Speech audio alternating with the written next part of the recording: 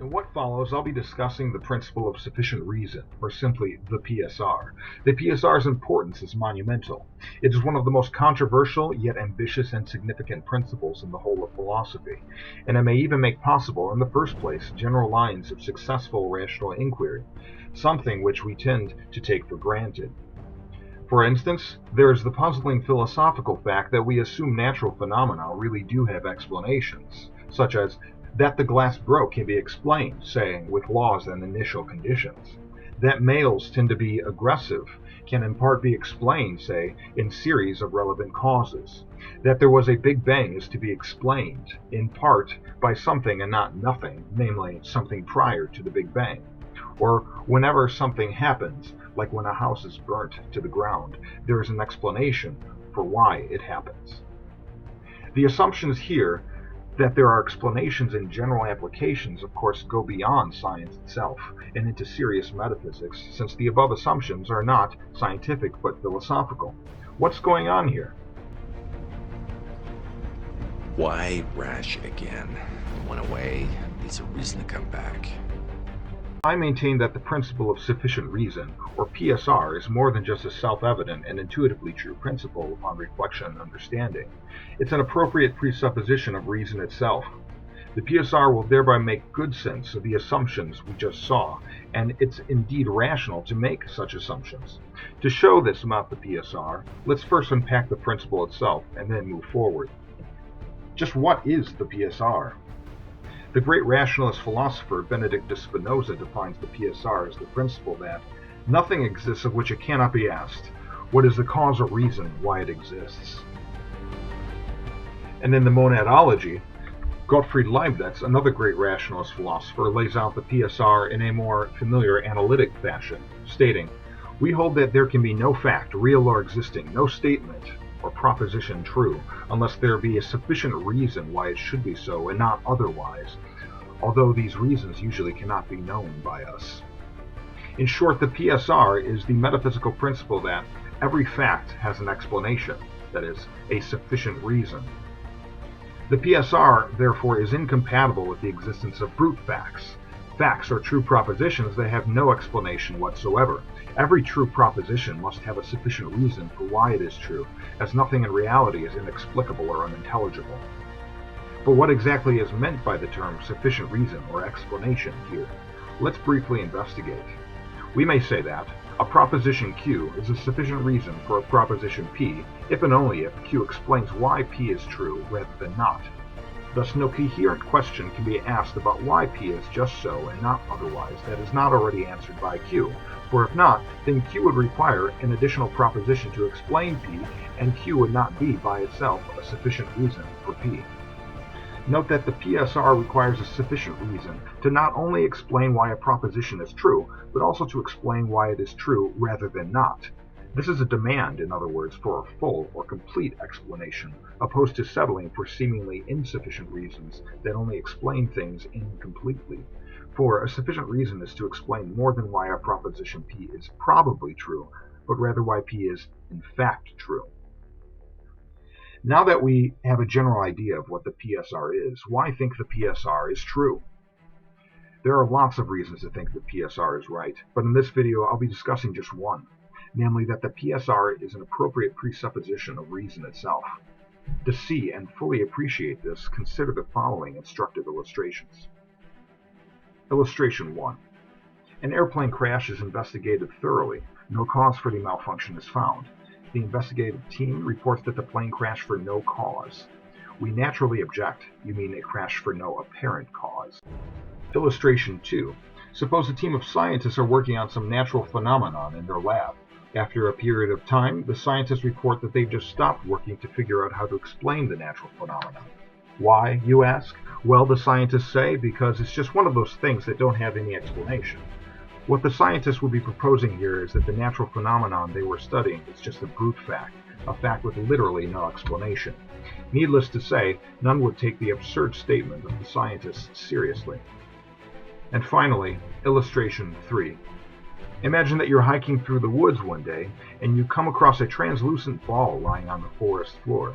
You would naturally wonder how it came to be there. If one of your hiking partners said to you, "It just exists inexplicably, don't worry about it," you'd either think that he was crazy or figure that he just wanted you to keep moving. No one would take seriously the suggestion that the ball existed there with literally no explanation. Let's take a few moments to think about this last illustration. As philosopher William Lane Craig and Richard Taylor would have us admit, there is obviously an explanation for the translucent balls being there on the forest floor. Where did it come from? It had to get there somehow or other, didn't it? Or perhaps it's been there for eternity.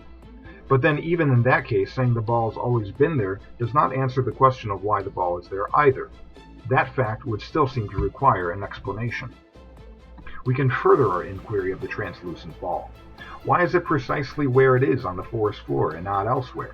Why is the ball there at its precise location and not, say, 2 inches over at a slightly different location? Isn't there an explanation for why this fact is true rather than not? Why the ball is precisely where it is and not 2 inches over, or anywhere else for that matter? It seems that there would be. Then we might also go on to inquire why it is the case that the ball is smooth and translucent rather than some other way, say rough and opaque. Isn't there an explanation for why such is the case and not otherwise? Why the ball has those properties it has and not others? Again, it seems that there would be. Furthermore, if we pick up the ball, we might also inquire why the ball has its specific mass or weight, rather than being a little heavier or lighter, say, of some other mass or weight. Like before, it seems there'd be an explanation why the ball has its precise weight rather than some other weight. Perhaps some manufacturer made the ball the way it is, and it was subsequently bought by some previous hiker who accidentally left it on the forest floor, thus answering our queries. In any case, it would seem to be utterly implausible, if not absurd, for our questions to have literally no answers. Examples like the translucent ball are as common in our everyday experiences as any object, if only we would take the time to think about such things. For instance, why is the light on in my kitchen rather than off? Why does Pluto have the irregular orbit that it does, opposed to some other orbit? Why does the peppered moth exhibit the markings it does and not some other markings? Why are so simple mathematical propositions as 1 is equal to 1, or that all the points of a circle are equidistant from the center, true rather than false? As nearly all of us would naturally agree, facts like these and countless others have explanations for their being true rather than false. Did you see that? Like he went through the wall, non-stop. There's a very logical explanation for all this. The explanations for why the light is on rather than off in my kitchen will involve, say, details concerning personal and scientific explanation. Pluto has the precise orbit it does for, say, reasons involving details of astrophysics. Similarly, the peppered moth exhibits its markings for, say, reasons involving details of evolutionary biology, as does the proposition 1 is equal to 1 will have an explanation, say, in the necessary nature of the mathematical proposition itself, or perhaps even in some formalism, but surely not nowhere. These colorful illustrations we've just seen are important because they appear to feature the hidden and seductive guises of the PSR. The illustrations we've seen show a metaphysical belief that seems to be almost a part of reason itself, even though few men ever think upon it. The belief, namely, that there is an explanation for any fact or truth whatever, some reason why it should be true rather than not.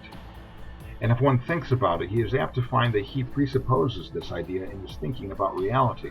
Indeed, it might properly be called a presupposition of reason itself. That any fact has an explanation is so metaphysically basic and deeply rooted in intuition and conscious experience that something which all men, whether they ever reflect upon it or not, seem more or less to presuppose, and rightly and appropriately so. But of course, a presupposition is not something that guarantees its being true of the world.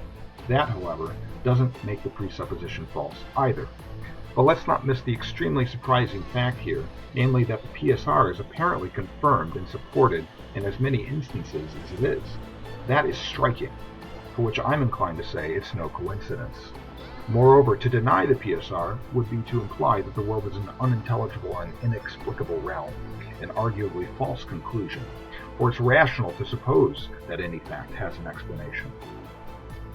Given what's been covered so far, I take it that the PSR is highly plausible. As we've seen, the PSR is not only an obvious and intuitive principle, but seemingly an underlying presupposition of reason itself, making possible in the first place general lines of successful rational inquiry. The PSR, I conclude, is true. In future videos, I intend to investigate arguments for the PSR. I also intend to dispel the PSR's main objections, as well as explore the PSR's most striking implications. 3 arguments for the PSR that I intend to cover include that deniers of the PSR have an internally incoherent worldview, that the PSR can be proved modally, and that the PSR has all the empirical and inductive evidence or confirmation one could ever want for a metaphysical principle. 2 arguments against the PSR that I will refute include that the PSR is incoherent and that the PSR is incompatible with quantum mechanics. Implications of the PSR that I intend to explore and defend include that the PSR implies the existence of a necessary being, while surprisingly refuting the traditional cosmological argument from contingency. That the PSR implies determinism and thereby refutes libertarian free will, and that the PSR implies substance monism. I hope to cover all these in no particular order unless there are requests, so stay tuned.